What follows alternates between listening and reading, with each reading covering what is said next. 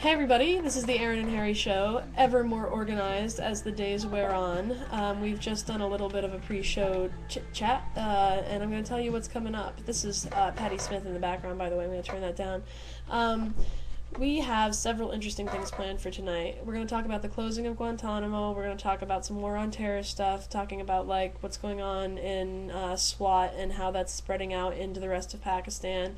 And then our third segment is called Economic Terror, in which we're going to talk about California and GM and the credit card bill and the business impacts of the climate change bill.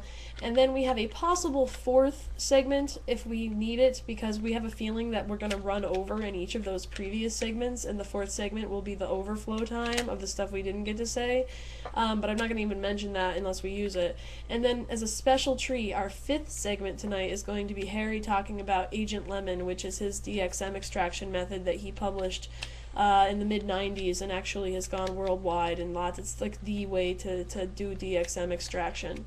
So that's the show for the night, and it should be really fun, and I appreciate y'all coming. And as people filter in, feel free to repeat anything I just said if they ask a question that's already been answered in the text. So, our first segment, the closing of habeas corpus, the closing of Guantanamo. I kind of blew my first talking point on that. Obviously, the setup to that is that, Obama said he was going to close Guantanamo when he ran. He then immediately signed a bill saying he was going to close it in a year, which is a really long fucking time, but he didn't have a plan, so I was like, alright, give him some time to plan. And now, incidentally, the reason his initiative has not been passed is, officially, because he doesn't have a plan. So, 90-some senators, right, voted against Obama closing Guantanamo, which is just unbelievable defeat for the president with a democratically controlled Congress. But it is a good question asking what we're going to do with them, but honestly, I don't think it's that hard to say what we should do with them. Welcome, palm trees. Before we get into that, though, I want to mention that the Obama administration is still withholding habeas corpus rights for these guys, and that is 100% unacceptable. They're holding these people without charges. That was one of the main gripes against the Bush administration, and Obama's continuing it. I'm going to let Harry talk for a minute, because I'm sure he has something to say about something I just said. Yeah, there's the whole question this can be argued both ways, because in American history, prisoners of war typically have not had habeas corpus rights. But also, those prisoners were not prisoners in an ideological war with no defined parameters. Yeah, the Bush administration had years to define the parameters, and in fact, it says specifically in Article 1 of the Constitution that Congress has the authority to determine the conditions under which means prisoners of war are held, and they didn't do it. Exactly. That means we can blame Nancy Pelosi as of 2006 for not doing it.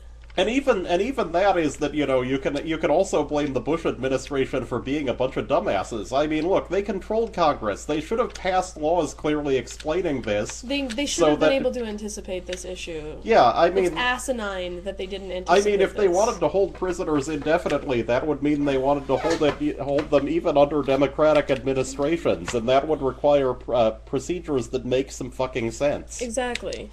But unfortunately, as I said, the Obama administration, for some fucked up reason, is continuing this Bush administration policy of not granting habeas corpus rights to these guys. Now, my feeling on what to do with these people...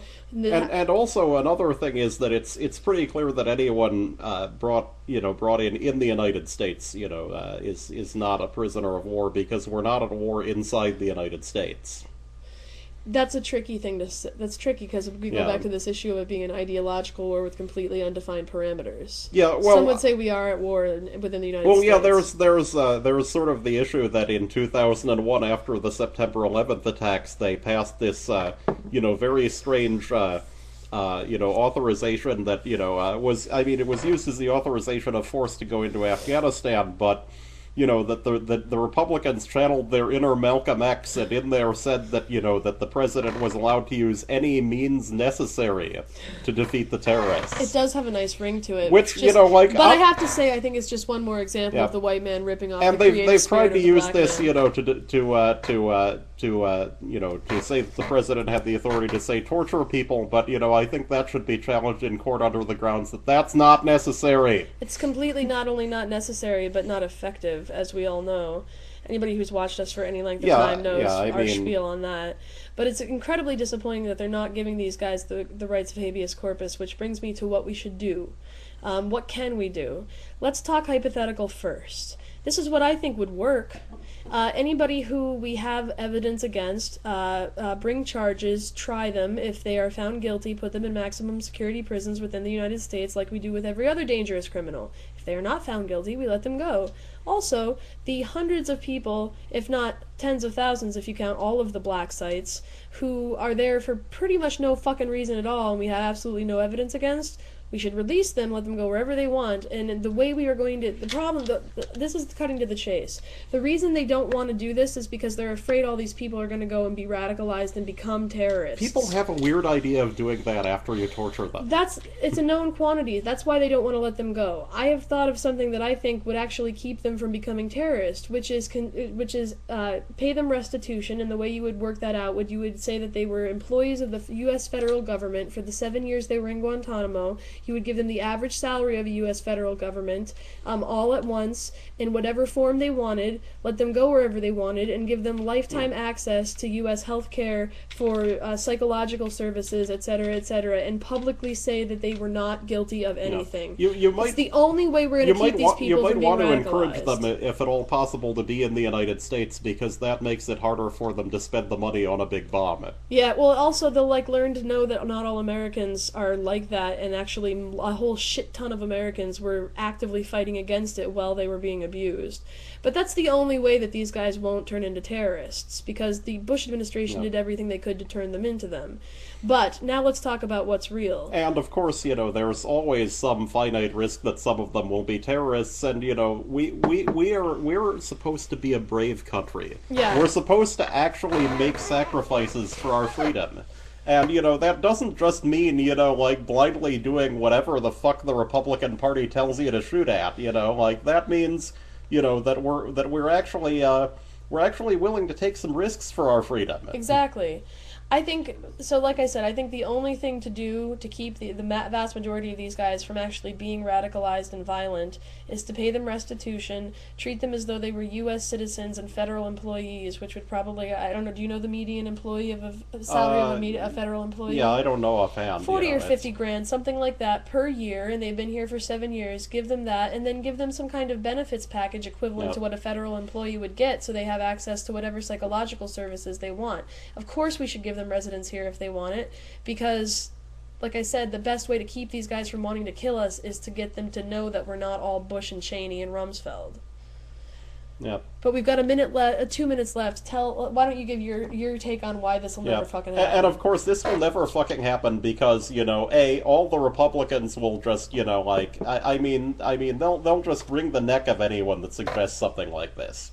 And the Democrats are all pussies, they're so convinced that if they that America is just some sort of this vast snarling beast that they're going to suddenly say something wrong, and a bunch of people who have not voted in any previous elections are going to sort of jump out from behind a rock somewhere and vote against them. They just might. I mean, over half of the eligible voting populace usually doesn't vote, though we did have much better voter turnout in the last presidential election. Most of those people don't vote because they don't care, Yeah, but they might care if they were losing their houses and shit, which they are. But are they going to care about some, screwed up Republican shit? No, they're going to care about losing their houses. No, but they'll be made, so many of them are often made to care about the screwed up Republican shit, because the Republicans, against all predictable signs, are somehow better at propaganda than the Democrats. Why is Dick Cheney being called, why are people saying Dick Cheney's speech was better than Obama's? Well, I think the reason why is that the Republicans, are better at this than the Democrats, because the Democrats aren't being themselves. The That's true. Republicans, that's who they really are. That's true, and the Democrats are Like, trying to play by a game. I don't understand why nobody calls them on that. You know, like, the reason why the Republicans are so into torture and this stuff is because they're racists. It's not, I mean, oh, it's so shocking. Like, you haven't run into racists every fucking day, okay? Okay, we got 5 seconds left, so we're gonna end this segment. We'll be right back.